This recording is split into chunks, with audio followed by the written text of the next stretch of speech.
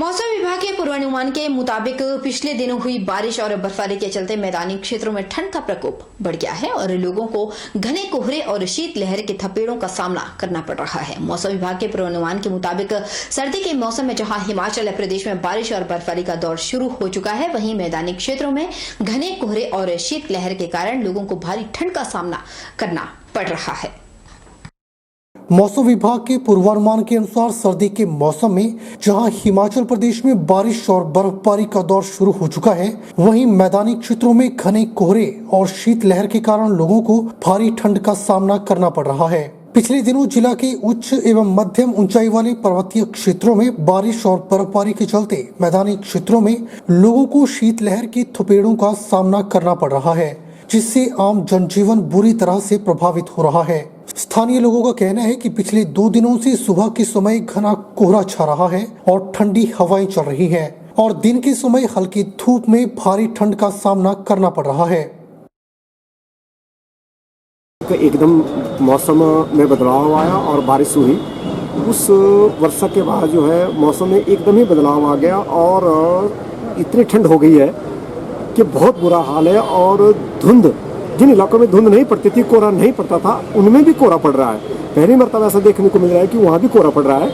और उस कोहरे के साथ साथ जो खिली हुई धूप में भी जो शीतलहर चल रही है, तो उस धूप का जो है वो पता ही नहीं चल रहा है। शीतलहर के चलते इतनी ठंड हो गई है कि अब जो है वो कड़ी धूप में भी जो धूप लगी हुई है उसमें भी ठिठुर रहे हैं। और मैं स्वयं ही महसूस कर रहा हूँ कि इस मरतबा जो ठंड है वो कुछ अपने अलग से तेवर दिखा रही है। ठंड है जी, 5-10 दिनों से बहुत ज़्यादा ठंड लग रही है और काफ़ी ठंडा है, धूप में भी ठंड लग रही है। मौसम विभाग ने तो लगाया था पूर्वानुमान, उन्होंने बताया भी था कि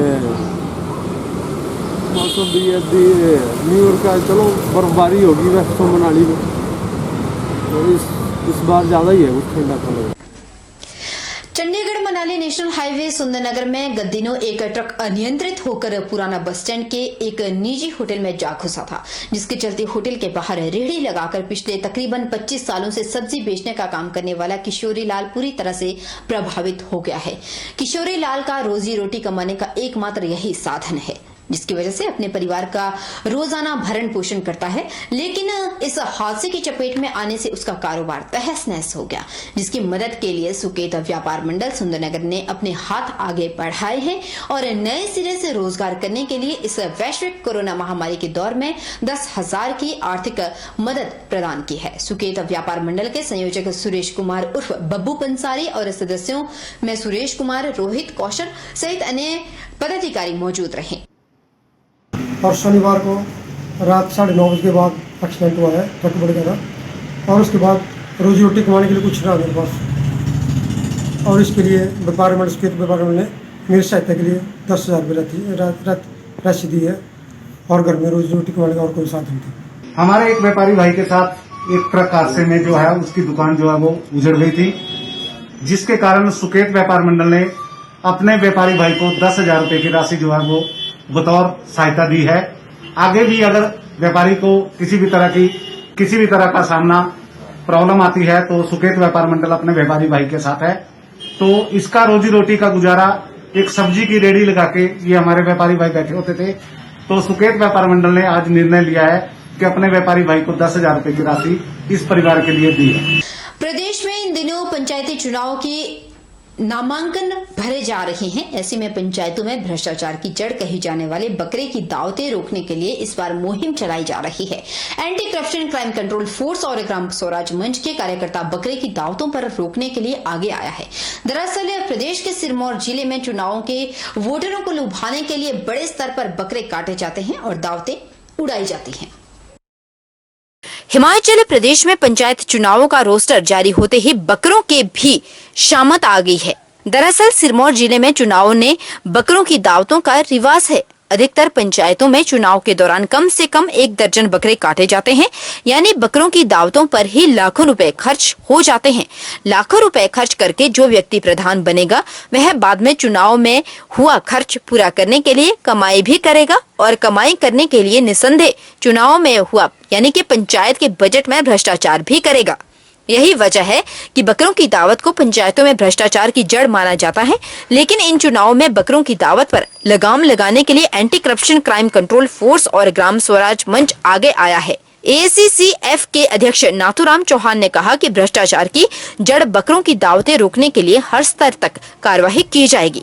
इस संबंध में जिला चुनाव आयोग और प्रशासन से कार्रवाई की मांग की गई है। भ्रष्टाचार की जड़ बकरों की दावतों पर लगाम कसने के लिए ACCF और ग्राम स्वराज मंच ने ग्रामीण क्षेत्रों में वॉलेंटियर्स की नियुक्त कर दिया है। वॉलेंटियर बकरों की दावतों पर नजर रखेगा और इसकी सूचना संस्थानों सहित जिला प्रशासन को भी देगा। इन हरकतों के वीडियो भी बनाकर वायरल किए जाएंगे।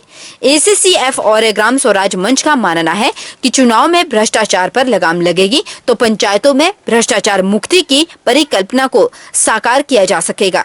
ACCF और ग्राम स्वराज मंच इस संबंध में चुनाव आयोग और जिला प्रशासन को भी पत्र लिखेगा।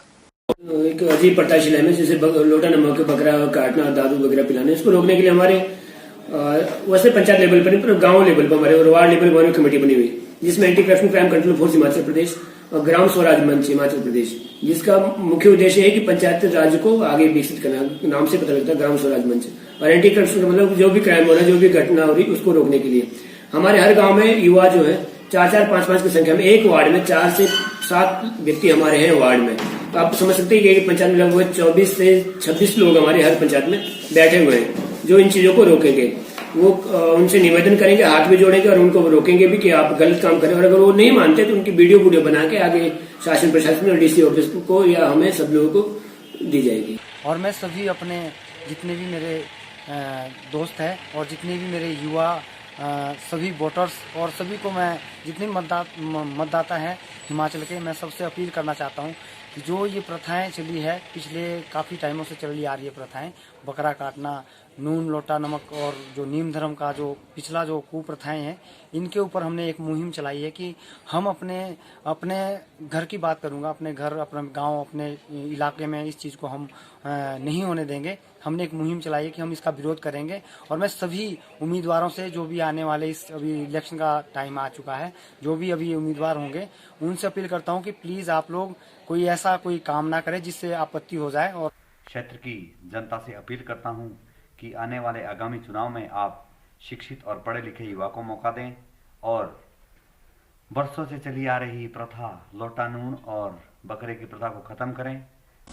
चलिए अब आपको एक ऐसी रिपोर्ट दिखाते हैं जिसे देखकर आप भी सलाम करेंगे इस शिक्षक को और कहेंगे कि बाकी शिक्षकों को भी इनसे कुछ जरूर सीखना चाहिए। कोरोना महामारी के चलते एक अध्यापक द्वारा घर घर जाकर शिक्षा का दिया जलाया ताकि खतरनाक इस वायरस के खतरों में बच्चों की पढ़ाई प्रभावित ना हो सके। इसलिए शिक्षक घर घर जाकर बच्चों को पढ़ा रहे हैं। कहां का मामला है, चलिए आपको दिखाते हैं हमारी इस रिपोर्ट में।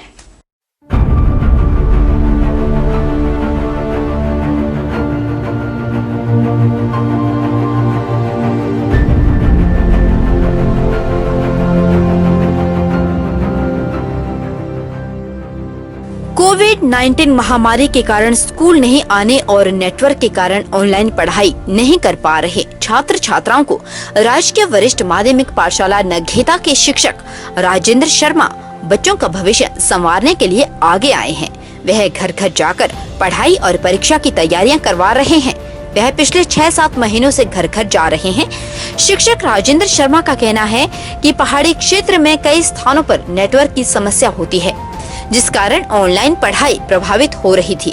वह सप्ताह में 4 दिन सोमवार से वीरवार को जमा 1 और जमा 2 की गणित की कक्षाएं लगा रहे हैं। वहीं डांडा आज पंचायत की एक बेटी ने बताया कि गांव में नेटवर्क न होने की वजह से पठन पाठन में भारी परेशानियां झेलनी पड़ रही थी। छात्रा ने अपने अध्यापक से जब बातचीत की तो घर जाकर ही शिक्षा का दिया जलाया गया। हमारे गांव में सिग्नल की बहुत प्रॉब्लम है, जिस वजह से मैं ऑनलाइन क्लासेस ठीक ढंग से नहीं ले पाती थी। इसीलिए हमने सर से बात की कि ऑफलाइन सर आप हमारी ऑफलाइन क्लासेस लेंगे, और सर ने कहा कि मैं और सर ऑफलाइन क्लासेस लेने के लिए तैयार हो गए। 4-5 महीने से हम ऑफलाइन क्लासेस लगा रहे हैं और हमारा सिलेबस भी कंप्लीट हो गया है।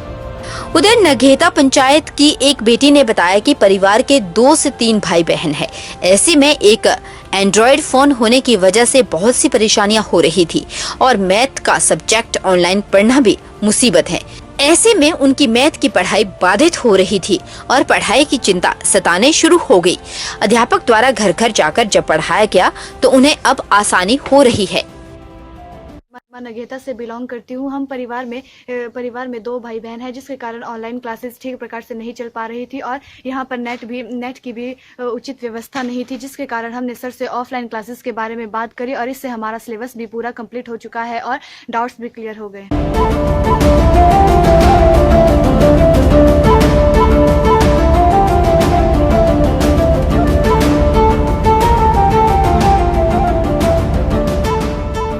भल्ली पंचायत के एक युवक के मुताबिक घर पर ही एक ही फोन होने की वजह से आपस में तीनों चारों भाइयों की मारपीट भी हो जाती थी। माँ बाप के घर की हालत भी सही नहीं है। किसान होने की वजह से फोन खरीदना मुश्किल हो जाता है। ऐसे में अध्यापक द्वारा घर का शिक्षा का दिया जलाकर अब घर में शिक्षा दी जा रही है, जिसके चलते उनका मैथ का सिलेबस एक बार खत्म हो चुका है और दूसरी बार अध्यापक द्वारा रिपीट करवाया जा रहा है।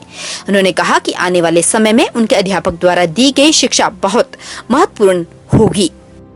मैं भरली से बिलोंग करता हूं। जैसे कि हमें ऑनलाइन क्लासेस लेने में बड़ी कठिनाई आ रही थी। जैसे कि हम परिवार में 2-3 भाई बहन हैं, जिसके कारण हमारे फ़ोन के लिए हमेशा लड़ाई होती थी। मम्मी छोटे भाई बहनों को फ़ोन दे देती थी और जिसके कारण मेरी ऑनलाइन कक्षा लेने में कठिनाई हो रही थी। और मेरे पापा ने सर से बात की कि आप ऑफलाइन क्लासेस लें, जिससे और हम ऑफलाइन क्लासेस लेने के लिए सर के घर आ गए। नेटवर्क की समस्या ने तो छात्रों का जीना भी दुश्वार कर दिया था। ऐसे में भेला पंचायत के एक युवक के मुताबिक नेटवर्क न होने की वजह से घरेलू कार्य होने की वजह से पढ़ाई नहीं हो पा रही थी। 4 से 5 महीने तक तो उन्हें एक दिन भी किताब उठाने का मौका नहीं मिला। तो अब अध्यापक द्वारा उन्हें समझाया गया और शिक्षा ग्रहण करवाई जा रही है।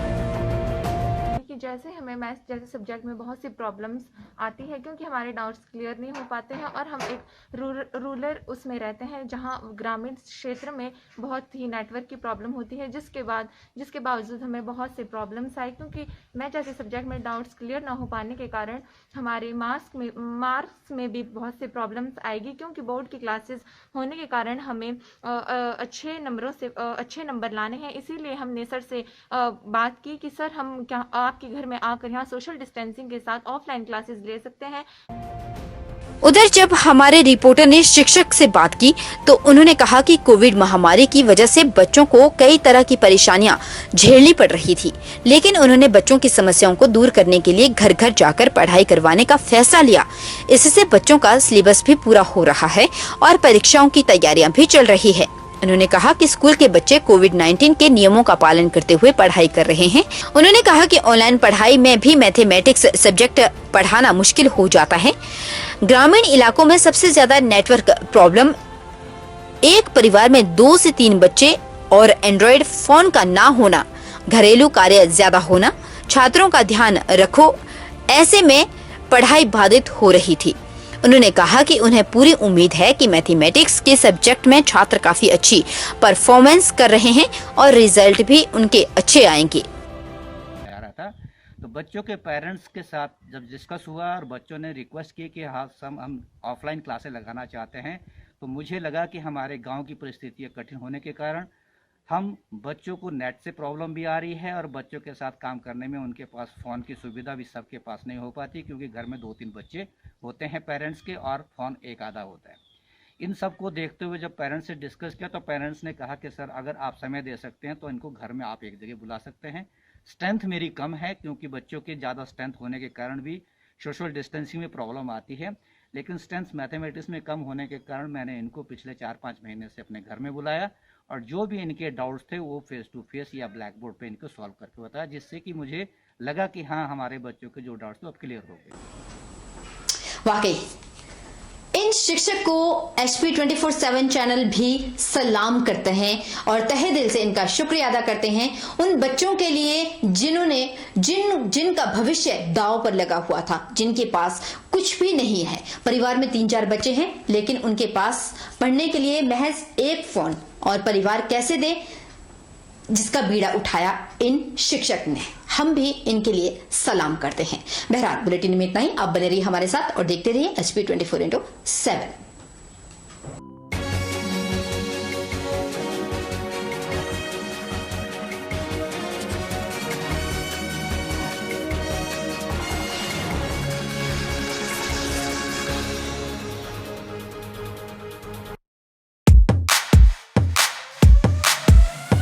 Ragging canteen lecture hall, सब updated on my wall. Tracking music पहला प्यार, सब कितना मस्त है यार. First time bruising, first night party, must है life, just be a bit naughty. Yeah. Sheena, Meena, so hardy. Yeah. Whoa, I'm so naughty. Yeah. Whoa, I'm so naughty. Naughty. Naughty. Naughty.